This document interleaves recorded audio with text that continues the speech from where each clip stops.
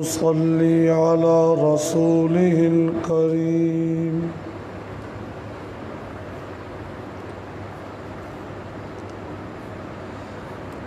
اما بعد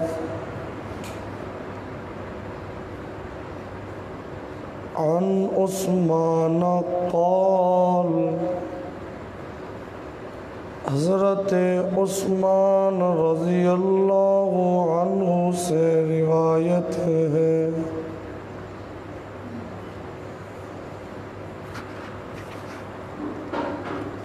قال رسول اللہ صلی اللہ علیہ وسلم رسول اللہ صلی اللہ علیہ وسلم نے فرمایا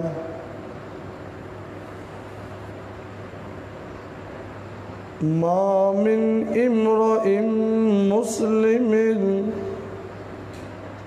تحضره صلاة مکتوبۃ جو مسلمان آدمی فرض نماز کا وقت آنے پر فیحسن وضوءہا نماز کے لیے اچھی طرح وضو کرے وخشوعہا ورکوعہا پھر پورے خشوع اور خضوع کے ساتھ رکوع اور سجود کے ساتھ نماز ادا کرے اچھی طرح خشوع و خضوع اور رکوع اور سجدوں کے ساتھ اور اچھی طرح وضو کے ساتھ نماز ادا کرے الا کانت کفارتاً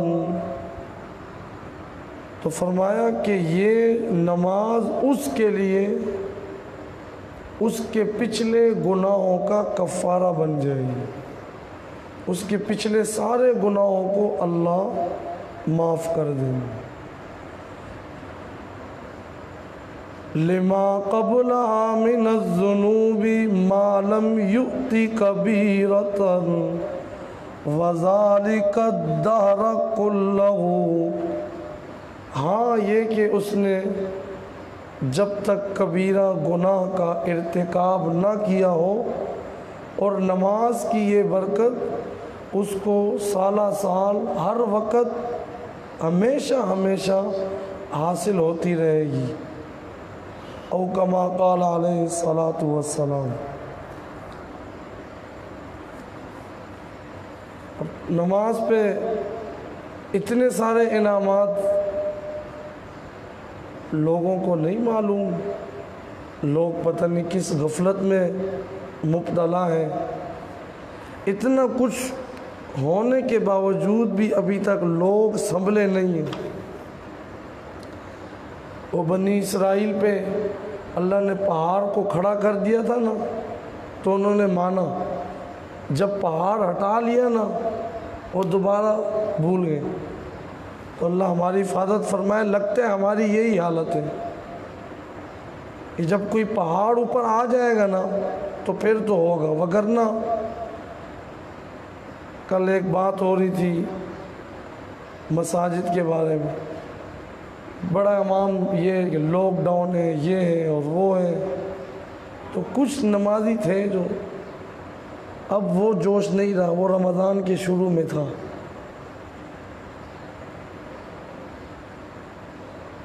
لوگ کہہ رہے تھے کہ جی اس طرح ہو رہا ہے تو اب عوام کی توجہ دین کی طرف وہی اپنی دوبارہ ہماری یہاں پہ بھی اس آگے بھی ایک حدیث ہے اسی کے بارے میں کہ گناہ نماز گناہوں کا کفارہ ہے اس کے بعد انہوں نے ہیڈنگ ایک ڈالی ہے افسوس کیسی بدبختی ہے ایک واضح کر کے ایک انہوں نے یہاں پہ لکھا کہ نماز کے بارے میں ان ارشادات کے باوجود بھی امت جو ہے وہ مان کے نہیں دے رہی آج نماز سے غافل ہے، بے خبر ہے۔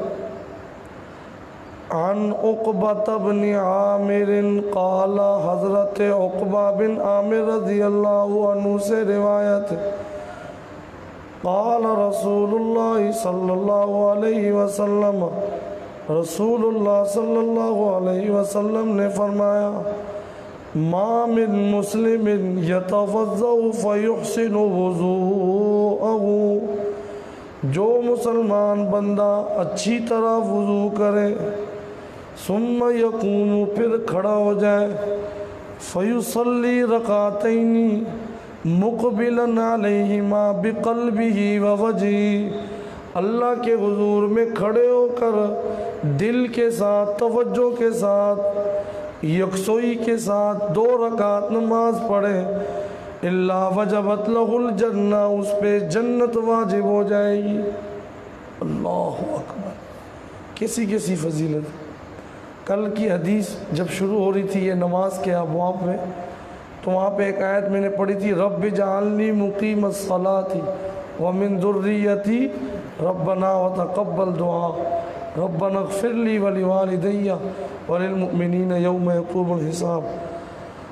وہ ابراہیم علیہ السلام جو جد الانبیاء ہیں، وہ ابراہیم علیہ السلام جنہیں اللہ نے دنیا میں بھی عزتوں سے اور دنیا میں ہی آخرت کی نعمتوں کا ان سے وعدہ کر لیا، وہ ابراہیم علیہ السلام کے جن کی نسل میں اللہ کے پیارے پیغمبر، آخری پیغمبر، محبوب پیغمبر، حسنوں والے پیغمبر، جمال والے پیغمبر جناب محمد الرسول اللہ صلی اللہ علیہ وسلم تشریف لاتے ہیں، وہ پیغمبر کے جو بیت اللہ کی تعمیر کرتے ہیں، وہ پیغمبر کے جو بیت اللہ کو آباد کرتے ہیں، وہ پیغمبر کے جن کی یادگار مقام ابراہیم کے طور پہ آج بھی بیت اللہ کے سامنے موجود ہے، وہاں 2 رکعت نفل ادا کیے جاتے ہیں، وہ پیغمبر اپنی اولاد کے لیے مانگ رہے ہیں تو کیا مانگ رہے ہیں؟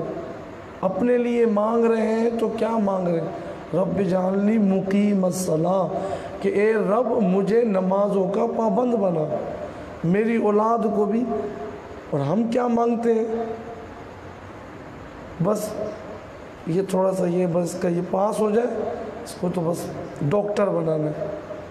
خود بھی حضرت صاحب سوئے ہوئے، اولاد بھی پوری رات جاگ رہے، اولاد بھی ساتھ میں، تو پھر ایسا اثر کیسا ہوگا؟